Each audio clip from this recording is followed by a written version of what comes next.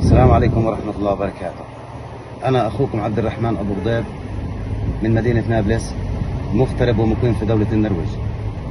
صدفة أني أنا كنت موجود في مدينة نابلس وبسمع بمناشدة والدة الشهيد حسام سليم إنها المرة بتدور على بيت وإنهم مش عم بلاقوا بيت نهائيا.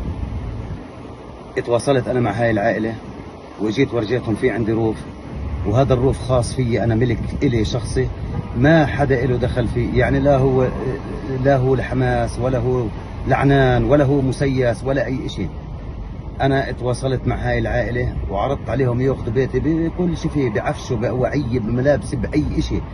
أنا زلمة ما أهان علي عائلة قدمت ابنها شهيد لهذا الوطن عشان أنا لما أنزل على فلسطين أعيش الكرامة فيها، إنها مش لاقي بيت. فطبيعي إن أنا نخيت على أساس إنه كان القنوات كلها تحكي وين النخوة، وين النخوة، إنه ما فيش نخوة في البلد. طلع الموضوع مش نخوة، طلع ضغوطات على العائلة بسبب موقف ابنهم حسام من برنامج ما خفي أعظم مع تامر المسحال وخروجه بهذا البرنامج، وتسجيلاته الصوتية اللي كلكم عارفينها إني أنا تبع محمد الضيف، مش تبع البواريد اللي كلياتكم انتم شفتوا التعليق عليها. يا إخوان، أنا حلفت لهذا الرجل يمين بالله تعالى إلا تأخذ مفتاح بيتي، أقسم بالله العظيم إلا الخميس تنام فيه. اتواصلت مع صديق لي في الأردن، تأجرت بيت في الأردن، طلعت أنا ومرتي وأولادي على الأردن مقابل بس إني أسكن هاي العيلة وأفرحهم. الجماعة مضغوطين، الجماعة مقهورين، الجماعة مذلولين. الله أكبر يا إخوان، أهل حسام سليم مذلولين.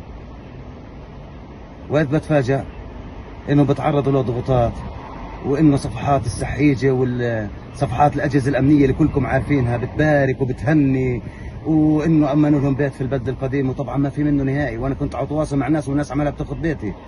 بنفس اللحظة اللي كانت الناس تستلم بيتي الصفحات كلها بتبارك لبعض، وإنه البلد القديمة وإنه فلان والوطنية والهاي، وكل الشكر وكل الاحترام، وعراسي كبير وعراسي صغير، وعارفين كلمات التسحيج المعهودة والمشهورة في الضفة في الوقت الحالي. أنا اجيت فقط من باب يا عمي، من باب الشفقة على هاي العيلة، مش أكثر ولا أقل. البيت إلي ملك خاص، والملك لله عز وجل. هذا اللي أنا طلعت فيه من غربتي. كل الناس بتعرفني، لا أنا ابن حماس ولا أنا ابن تنظيم ولا هو موضوع سياسي ولا شيء. أنا بحكم إني مغترب تواصلت مع عنان بشكار ابن خالي. عنان السلام عليكم. وعليكم السلام. أنا صار معي 1 2 3، انصدم وانصعق وفرح بنفس الوقت. وين رايح؟ حكيت له رايح على الأردن، بدي أسلك أموري، مش مشكلة أنا بدبر حالي. المهم الجماعة مذلولين مقهورين تعبانين خايفين، بأي لحظة ممكن يفوتوا عليهم بكلابهم، بفوتوا عليهم بقتحموا بيعملوا بيسووا.